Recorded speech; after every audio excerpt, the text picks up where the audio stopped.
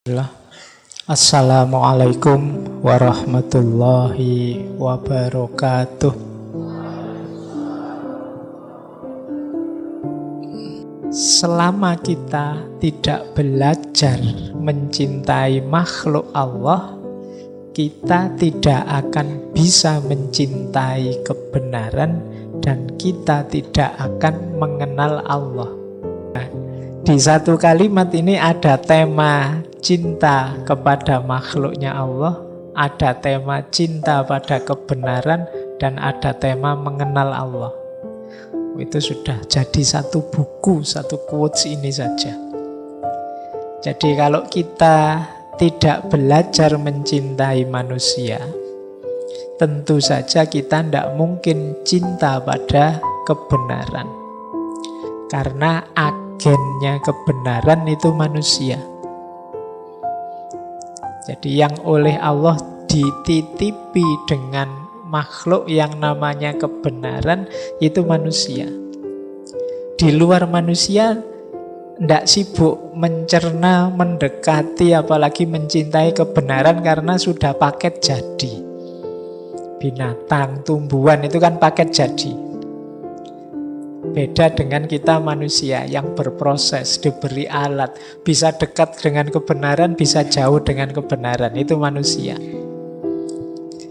Nah, maka kita tidak mungkin bisa mencintai kebenaran kalau kita tidak belajar mencintai makhluknya Allah. Dan kalau kita tidak mencintai kebenaran, tidak mungkin kita bisa kenal dengan Allah. Jangankan yang manusia, yang bukan manusia pun hendaknya kita cintai dalam konteks mereka juga makhluknya Allah. Kalau kita kan sering dalam hidup ini kadang-kadang ambisi dan kebencian kita lebih besar daripada cinta kita. Jadi orang baik, orang buruk kita cintai, cara kita mengekspresikan cinta tentu saja beda pada orang baik dan pada orang buruk. Kalau pada orang baik kita dukung, kalau pada orang buruk kita tuntun, kita nasihati. Kan begitu. Kita karena peduli pada orang yang kita cintai, kalau dia melakukan keburukan, ya kita dekati, kita nasihati. Jadi dalam hidup ini harusnya tidak ada ruang untuk kebencian.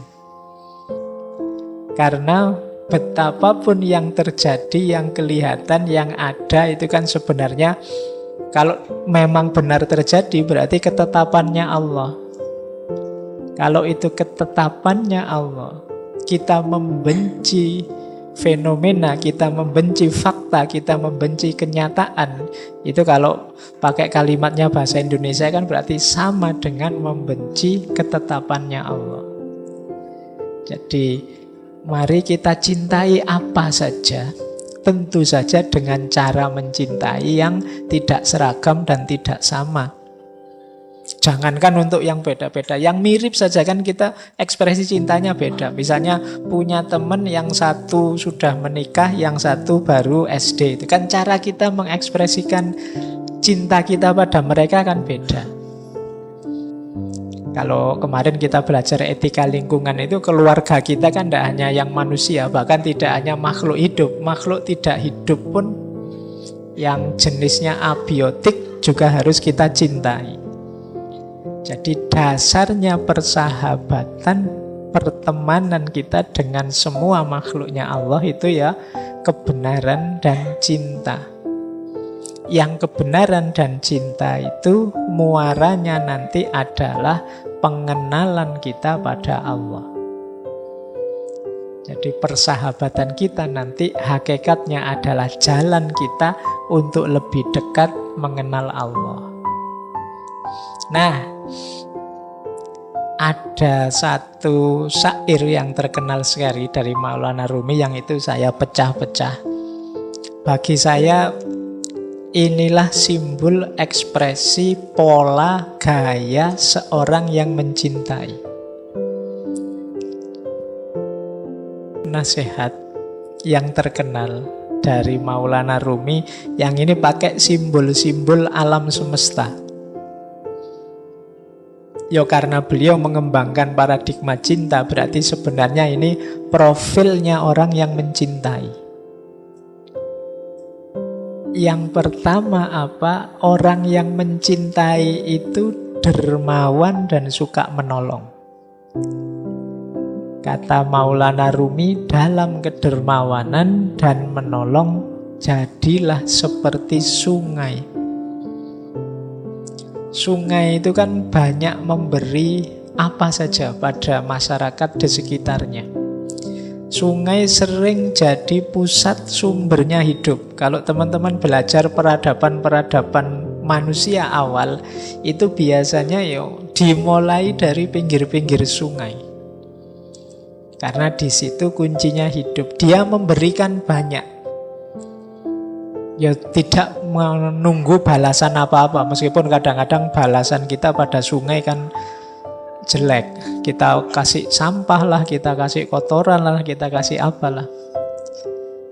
Tapi sungai selalu memberi banyak hal. Karena ini ditaruh pertama karena manusia itu cenderung pelit. Dan itu katanya Al-Quran sendiri. Jadi manusia itu cenderung enggan berbagi, ingin enak. Biasanya kalau orang kok mau berbagi itu yang dibagi yang sisa-sisa, yang dia sudah menikmati terus bagi. Biasanya begitu. Makanya bahkan Al-Quran menegaskan kebaikan itu kalau kita menginfakkan yang kita cintai. Karena manusia itu cenderung pelit. Yang dikasihkan orang selalu yang sisa yang sudah dia nikmati. Jadi temannya pinjam laptop, aku belum puas pokoknya, atau minta apa, ingin apa, nanti kalau aku sudah baru kamu.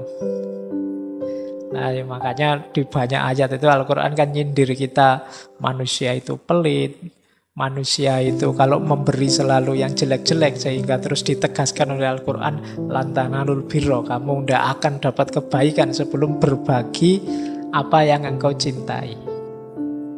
Yang kedua, dalam ketulusan dan kebaikan, jadilah seperti matahari. Matahari itu kan memberikan cahayanya, terangnya pada siapa saja.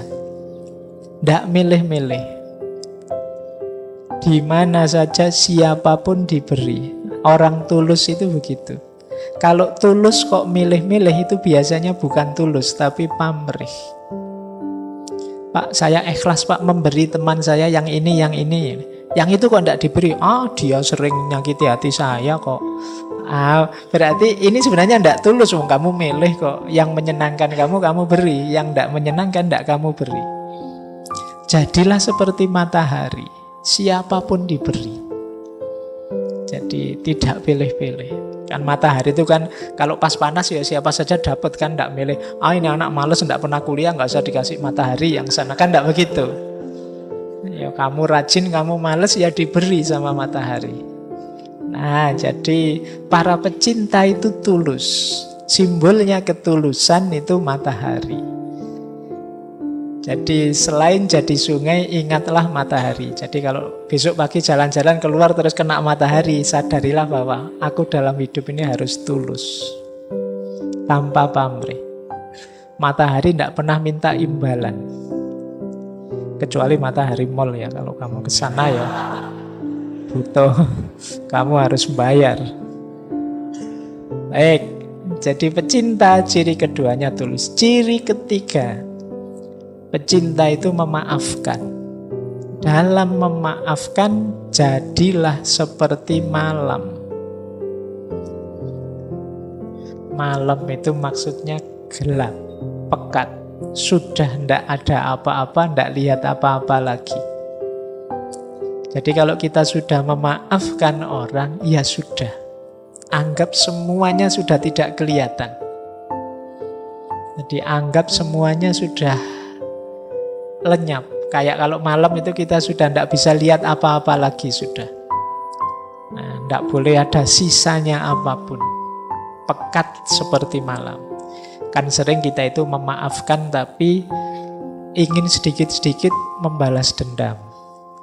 Sehingga yo sekarang saya maafkan, tapi titeni saja, nanti mesti. Itu masih pingin, sebenarnya belum memaafkan. Saya maafkan sih, tapi yo hukuman Allah tidak akan, sama saja.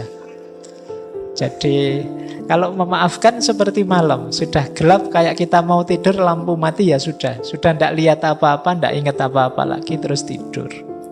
Jadi kalau memaafkan seperti malam.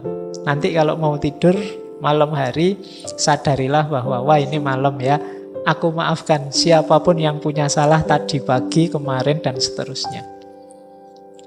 Nah ini yang ketiga. Jadi pecinta itu pemaaf. Yang keempat, dalam kemarahan jadilah seperti mayat. Ya manusia itu yang normal memang kadang-kadang marah, kadang-kadang tidak berkenan terhadap sesuatu. Tapi begitu kamu sadar sedang marah, jadilah seperti mayat. Mayat itu kan sudah tidak ngapa-ngapain lagi sudah. Berarti apa? Kalau sedang marah berhenti. Jadi jangan ngapa-ngapain. Kalau hadis itu kan kalau kita marah saat berdiri duduklah. Kalau saat duduk marah berbaringlah. Kalau berbaring kok marah wudulah. Bukan gulung-gulung muter-muter enggak. Jadi kalau berbaring kok marah wudulah. Sholatlah bila perlu. Jadi jangan memutuskan sesuatu, melakukan sesuatu. Biasanya orang marah itu kalau melakukan sesuatu nanti disesali. Atau pasti tidak bagus. Kalau pas kita sedang marah itu, wah saya ingin melampiaskan marah saya dengan omongan. Omongannya mesti, kan tidak mungkin kalau sedang marah ngomongnya terus halus gitu. Saya ini sedang marah. Jadi kan tidak mungkin begitu. Yang kelima, saat kita sederhana dan rendah hati, jadilah seperti bumi. Jadi pecinta itu sederhana. Sederhana itu maksudnya apa adanya, tidak dibuat-buat. Jadi ya inilah aku apa adanya, inilah levelku, inilah kenyataan diriku. Itu namanya kesederhanaan. Jadi kesederhanaan itu bukan kok dimiskin-miskinkan atau enggak. Biasa saja, sesuai situasimu, sesuai kondisimu. Tidak berlebihan. Nah kondisi ini kalau di Maulana Rumi, jadilah seperti bumi. Bumi itu kan sangat rendah hati, sangat sederhana. Tidak pernah gaya. Di dalam dirinya ada kandungan luar biasa. Mungkin kandungan emas, logam, macam-macam, tapi kan bumi tidak pernah sombong, tidak pernah pamer. Dia rendah hati, diinjak-injak. Tiap hari kita mewarnainya dengan angkara murka, dia tetap teguh sebagai dirinya. Itu bumi. Jadi mari belajar dari bumi. Kalau kita jalan di atas bumi, sadarilah kasihan sekali ya bumi ini. Kita warnai dia dengan macam-macam. Bumi itu kita lempari dengan sampah dan kotoran, tapi yang diberikan kan tumbuh-tumbuhan, makanan, dan lain sebagainya. Nah, jadi orang yang sederhana dan rendah hati. Bumi tidak pernah komplain, tidak pernah demo, tidak pernah mengeluh terhadap segala kelakuan kita. Dia selalu memberikan yang terbaik yang bisa dia berikan untuk kita.